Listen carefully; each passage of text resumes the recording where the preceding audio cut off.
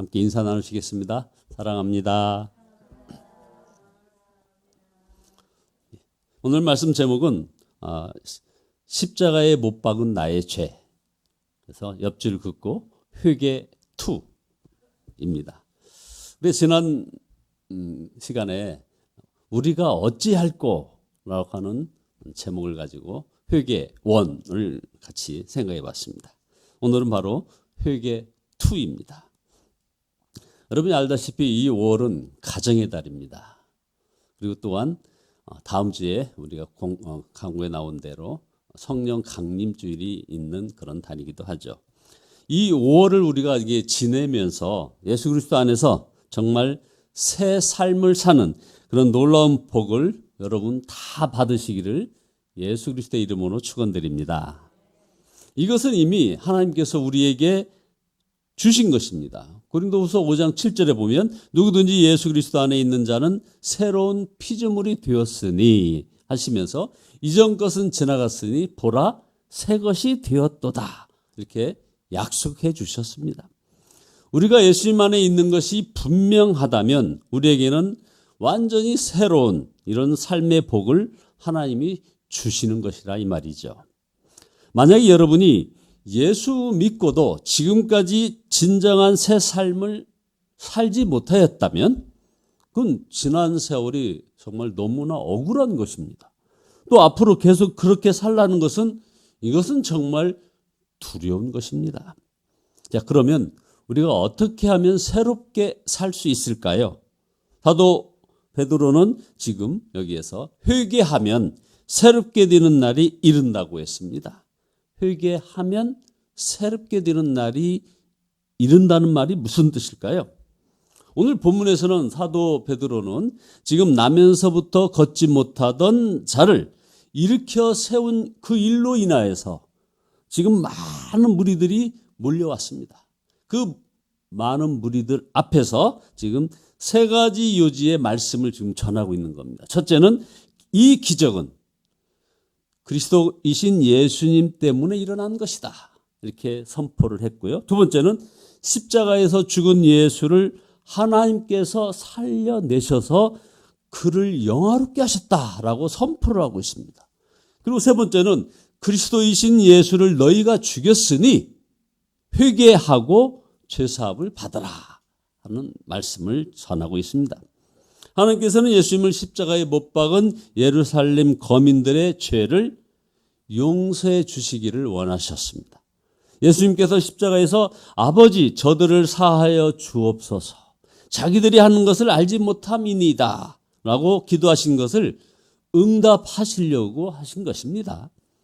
왜냐하면 예수님을 십자가에 못 박은 죄를 짓고도 살 수 있는 사람은 없다는 것이죠. 예수님께서 모든 인류를 구원하시기 위해서 십자가에서 죽으신 것인데 자기를 십자가에 못 박은 저들도 하나님께서 용서해 주셔야 된다고 기도하셨고 하나님은 그 기도에 대한 응답으로 바로 이 베드로 사도를 통해서 나면서부터 걷지 못하는 자를 일으키시고 거기에 몰려든 예루살렘 거민들에게 너희들가 지은 이 죄가 무엇인지를 빨리 알고 그리고 빨리 회개하라고 증거하고 있는 것입니다. 베드로의 말처럼 예루살렘 거민들이 몰라서 하나님의 아들을 죽였습니다. 17절에 형제들아 너희가 알지 못하여서 그리하였으며 너희 관리들도 그리한 줄 아노라 하는 말씀이 증거입니다. 그리고 예수님의 십자가 죽음은 이미 하나님의 계획이었습니다. 18절에 그러나 하나님이 모든 선지자의 입을 통하여 자기의 그리스도께서 고난받으실 일을 미리 알게 하신 것을 이와 같이 이루셨느니라. 자, 그러나 모르고 그리스도를 죽였다고 해서 죄가 없는 것은 아닌 것이죠. 그리고 하나님이 정하신 계획이라 해서 죄가 아닌 것도 아니라 이 말입니다.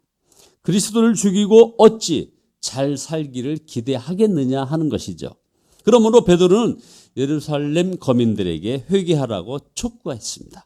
19절에 그러므로 너희가 회개하고 돌이켜 너희 죄 없이 함을 받으라. 자, 그러면 여기서 오늘 우리는 베드로 설교에서 어떤 죄든지 회개하면 새롭게 되는 날이 이른다는 것을 깨닫게 됩니다. 그러므로 우리가 진정 새 삶을 원한다면 회개가 분명해야 한다는 것을 지금 이야기하고 있습니다. 여러분, 회개의 능력이 얼마나 놀라운 것인가 하는 것을 우리는 이 본문을 통해서 잘 알고 있습니다. 도대체 이 회개가 무엇이길래 하나님의 아들 예수 그리스도를 십자가에 못 박아 죽인 죄도 사함을 받을 수 있도록 해주는 것인지. 그러니 오늘 이 시간에 이 말씀을 들을 때 지금 하나님은 우리에게도 동일하게 회개에 대한 도전을 해오고 계시는데 우리가 정말 새 삶을 살기를 원한다면 바로 회개를 하라는 것입니다. 여러분, 회개에 대한 말씀은 그전에도 여러 번 여러분들 들으셨을 것입니다. 그래서 성도들 중에서 죄를 지었다고 생각되거나 또 원인을 알 수 없는 어떤 어려운 일이 생기면 아이고 회개해야겠구나 생각하고 그러고 나서 뭐 절차가 있죠. 금식도 하고 철야도 하고 또 심지어 더 열심인 사람은 기도원까지 막 가서 열심히 회개하고 깨닫지 못한 것까지 깨우쳐 달라고 막 소나무 뿌리를 붙잡고서 막 기도하면서 회개하려고 하는 이들을 봅니다. 그런데 그들 중에 회개하였더니 정말 문제가 해결되고 삶의 변화가 일어났다고 간증하는 분도 있지만 그렇게 회개하였는데도 자신의 삶에 전혀 새로운 일이 일어나지 않는다면서 언제까지 회개해야 하는지 어디까지 회개를 해야 하는 것이냐고 그렇게 물어오는 분들도 간혹 있습니다. 회개의 능력이 그처럼 강하다면 왜 회개하면 하나님의 역사가 나타나지 않는가? 답은 딱 하나입니다. 회개하면 새 삶을 살게 된다는 말씀을 정확하게 이해하지 못했기 때문에 그런 것입니다. 아직도 회개에 대해서 정확하게 모르기 때문에 이런 일이 벌어지는 것이죠. 회개하는데도 하나님이 풀어주시지 않는 것이 아니고 내가 회개가 무엇인지 정확하게 모르고 회개하고 있다고 생각하기 때문에 그런 것입니다. 여러분, 누가복음 3장에 보면 사람들이 세례 요한에게 회개의 세례를 받으러 나오는 그런 아주 명장면이 나옵니다. 근데 이 장면을 읽으신 많은 분들은 정말 깜짝 놀랄 겁니다. 성경에서 이토록 엄중한 그런 독설이 어디 있습니까? 자, 누가복음 3장 7절에서 세례 요한은 세례를 받으러 나오는 무리에게 이 독사의 자식들아 누가 너희에게 일러 장차 올 진노를 피하라 하더냐 이렇게 꾸짖습니다. 세례 요한이 왜 회개하러 나오는 이들을 이렇게 정말 무서운 말로 꾸짖는 것입니까? 세례 요한의 눈에 이 사람들은 회개하러 나오는 그 동기가 문제가 있다는 것입니다. 벌 안 받으려고 회개하러 나왔다는 것입니다. 하나님의 진노를 피해보려고 그런 계산으로 나오는 이들을 세례 요한이 그렇게 꾸짖은 것이죠. 이것은 독사의 자식들이나 하는 행위라는 것입니다. 그러면서 누가 너희를 그렇게 가르쳤더냐 하고 책망까지 합니다. 그러면 여러분, 회개가 무엇을 말하는 것입니까? 회개는 내가 벌을 안 받겠다고 하는 것이 아니다 이 말입니다. 여러분 중에 혹시 내가 회개하면 벌을 안 받을 수 있지 않을까 이런 생각을 하시는 분이 있다면 여러분 이 말씀 한번 제대로 잘 들어보시기 바랍니다. 회개는 여러분 집중하십시오. 회개는 벌을 받겠다고 하는 것입니다. 하나님, 제가 벌을 받겠습니다. 하나님, 저는 매맞을 짓을 했습니다. 하나님, 제게 벌을 내려주세요. 이렇게 나오는 사람이 정말 회개를 한 것입니다. 내가 회개했으니 빨리 용서해 주세요. 내가 회개했으니 빨리 이 벌이 떠나가게 해주세요. 하는 이런 사람은, 이런 유형의 접근법은 회개를 한 것이 아닙니다. 자, 그러면 어떻게 해야 할까요? 세례 요한은 회개하여 하나님의 진노를 피해볼까 하는 이 잔머리를 굴리지 말고 회개에 합당한 열매를 맺으라라고 말씀을 하고 있습니다. 자, 그러면 여기서 회개에 합당한 열매는 뭘까요? 첫째로 앞으로 죄짓지 말고 좋은 일 하라는 것이고, 두 번째는 전에 지은 죄에 대해서는 정당한 벌을 받으라는 것입니다. 자, 회개란 무엇일까요? 벌을 안 받겠다는 것이 아니라 벌을 달게 받겠다는 것이어야 회개라는 것입니다. 이것이 진정한 회개라는 것입니다. 그 다음에 처분은 하나님이 하실 일입니다. 여러분, 이 세상에서 회개하고 용서를 구하면 그게 바로 용서가 됩니까? 즉각 구속이죠. 여러분, 지난주에 생후 16개월 된 이 정인이를 학대한 그 양모에게 1심 선고가 됐습니다. 무기징역. 그리고 그렇게 죄를 없다고 부인했던 그 양부에게는 징역 5년을 선고하면서 법정에서 구속돼 버렸습니다. 이들이 검찰에서 죄를 자백하면 용서받는다고 생각해서 자백을 합니까? 그 양부는 끝까지 거짓말을 했지 않습니까? 자, 그러면요, 무슨 밤새워 가면서 조사할 필요가 있겠느냐 이 말이죠. 자백함과 동시에 용서받는다면 검찰청에 들어오자마자 자기가 죄인임을 시인하면 되지 않겠습니까? 죄를 시인하는 것은 결코 용서를 기대하지 않는 것입니다. 이게 바로 세상의 원리입니다. 자기가 죄를 고백하면 그 다음에 오는 것은 바로 쇠고랑을 차는 것이죠. 그래서 그것이 무서워서 계속 거짓말로 자신을 합리화하려고 했던 것이죠. 성경에 보면 가장 회개 같은 회개를 하고도 하나님의 진노를 샀던 경우가 바로 민수기 14장에 나옵니다. 민수기 14장 39절에서 41절에 보면 하나님께서 들어가라고 명령하신 가나안 땅으로 가지 아니하고 정탐꾼의 보고를 들은 후에 이스라엘 백성들은 모세 아닌 다른 지도자를 세워가지고 애굽으로 되돌아가려고 했습니다. 세상에 이런 일이 어찌 일어날 수 있습니까? 이때 하나님께서 이 백성을 향하여 전염병을 내리셔서 몰살시키겠다고 하셨습니다. 그 이야기를 전해들은 모세가 그 백성을 위해서 간절히 기도해서 하나님께서 그 엄중한 뜻을 바꾸셨습니다. 어떻게 해요?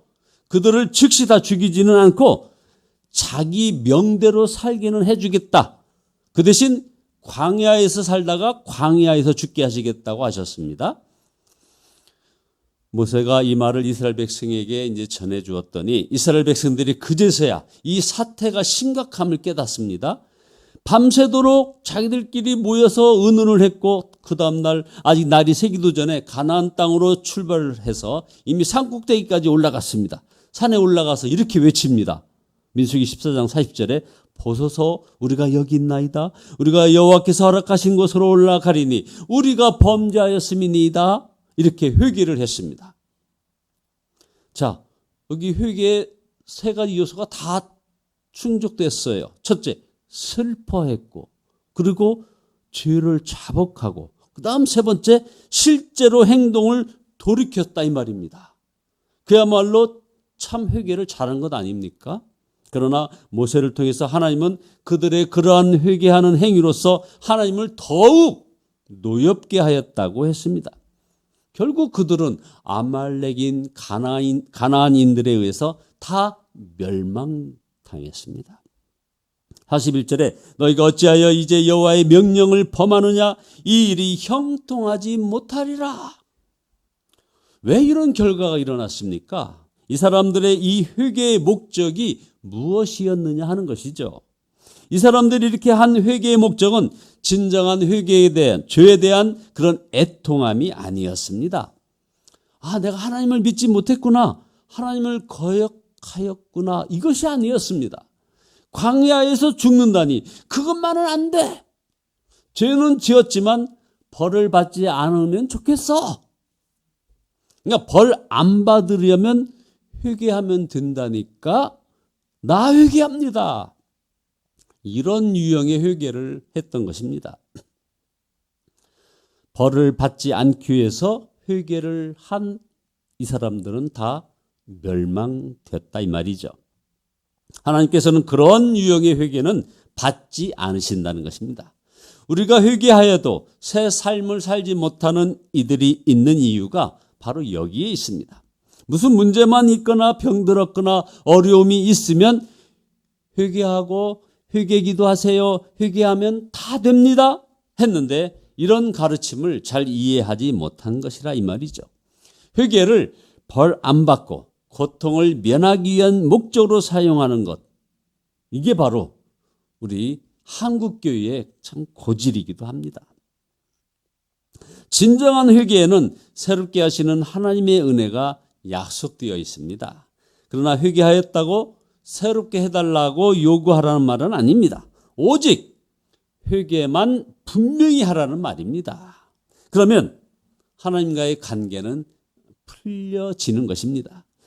그것은 우리가 회개했기 때문이 아니라 바로 예수 그리스도의 십자가의 은혜 때문이라는 것이죠. 회개가 무슨 공로가 되어서는 안 된다 이 말입니다. 우리가 진정으로 회개하면 십자가의 은혜가 임하게 됩니다. 새롭게 하시는 하나님의 능력이 나타나는 것이죠. 그러나 진실하지 못한 회개는 아무런 변화의 능력이 없는 것입니다. 매 맞는 것이 두려워서 하는 회개, 아직도 온전한 회개가 아니라는 것을 계속 여러분에게 말씀 올리고 있습니다. 하나님 아버지의 사랑 앞에서 진정으로 자기 죄를 깨닫고 애통하는 것, 이것이 진정한 회개인 것입니다. 우리가 진정 회개한 증거 중에 하나는 우리의 죄가 드러나는 것입니다. 죄가 드러나는 것, 이것이 가장 두려운 죄값입니다. 회개란 바로 자기 죄를 드러내는 것입니다. 그러나 하나님의 사랑에 감사해서 예수님의 십자가의 은혜 안에서 발견되기 위하여 죄가 이 드러남으로 그걸로 인한 부끄러움과 고통도 감수할 수 있는 것, 이것이 바로 진정한 회개인 것입니다. 아이들이 잘못하셨을 때 매를 들면 당장 그 매를 안 맞으려고 막 소리치면서 회개하는 아이들이 있습니다. 진정한 회개가 아니라 매 맞는 것을 피해보려고 하는 그런 회개인 것이죠. 우리도 영적으로 어린아이 같을 때는 이런 회개를 할 수 있지만 하나님이 원하시는 것은 진실한 회개입니다. 이런 회개가 새 삶을 시작하는 문이 되는 것입니다. 매 안 맞으려고 하는 계산된 회개, 벌 받을까 두려워하는 회개가 아니라 십자가의 사랑, 하나님이 살아계심을 깨달음에서 나오는 그런 진정한 회개, 죄 자체를 애통해 하는 그런 회개를 우리가 해야 한다 이 말입니다. 여러분, 이 5월에 특히 성령 강림절이 있는 이 계절에는 예수 그리스도 안에서 우리가 완전히 새 삶을 살도록 계획하신 하나님의 역사가 우리 가운데 그대로 이루어져야 하는 것이죠. 그러려면 반드시 진짜 회개하는 사람이어야 한다 이 말입니다. 벌 받을까 봐 하는 회개, 어린아이들도 그렇게 하죠. 부모가 매라도 들면 잘못했다고 소리치면서 외칩니다. 매 맞는 것이 두렵기 때문이죠. 그러나 우리도 어린아이 때는 그랬지만, 우리가 영적으로 미숙할 때는 그랬지만, 이제는 그런 회개를 회개로 생각하면 안 된다 이 말이죠. 죄, 바로 그것이 문제입니다. 그것이 우리를 아프게 하는 것입니다. 차라리 내 죄 때문에 맞기를 원하는 것, 이제는 매를 피하려 하지 않는다는 것, 그러면 되는 것입니다. 그러면 그다음부터는 이제 하나님의 시간이 펼쳐지는 것입니다. 예수 그리스도는 우리를 위해서 십자가를 지셨습니다. 진정으로 회개하는 자에게는 반드시 새 삶을 살 수 있는 그런 복을 주시는 것입니다. 이제 우리가 같이 기도하실 텐데요. 정말 하나님이 기뻐하지 않는 죄, 이 죄를 십자가에 못 박으시기를 바랍니다. 주님 앞에 오히려 하나님, 나는 맞을 일을 했습니다. 그렇게 주님 앞에 나가는 자가 되기를 원합니다. 숨기고 감추려고 하지 마시고 진짜 죄가 무엇인지 깨닫게 되기를, 그런 기도를 우리가 같이 하시기를 바랍니다. 그리고 십자가를 붙잡으시기를 예수 그리스도의 이름으로 축원드립니다. 기도하시겠습니다. 아버지 하나님, 참으로 주님 것을 내 것이라고 고집하며 살아왔던 저희들의 삶의 여정이 아니었나고 돌아봅니다. 주여, 회개합니다. 용서하여 주시옵소서. 저희들의 이 철없고 불충하고 연약한 이런 모습을 그대로 주 앞에 내려놓사옵나이다. 아버지 하나님, 용서하여 주시고 온전히 십자가를 붙잡는 저희들 되어지게 인도하여 주시옵소서. 예수 그리스도의 이름으로 기도드리옵나이다. 아멘. 찬송가 190장입니다. 190장 1절과 4절을 하시겠습니다.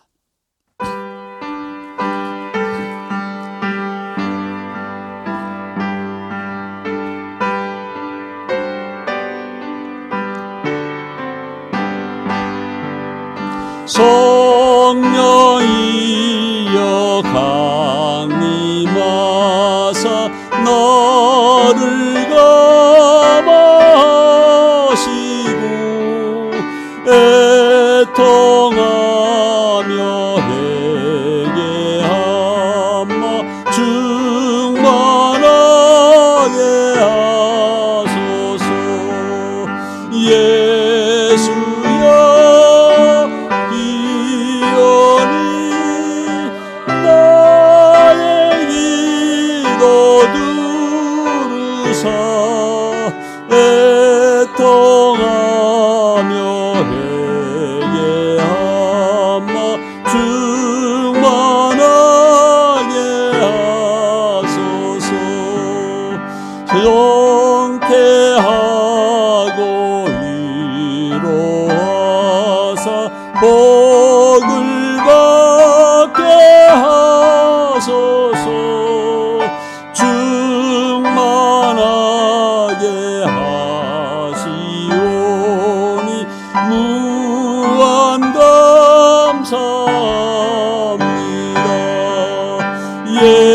예수여 기원이 나의 기도 들으사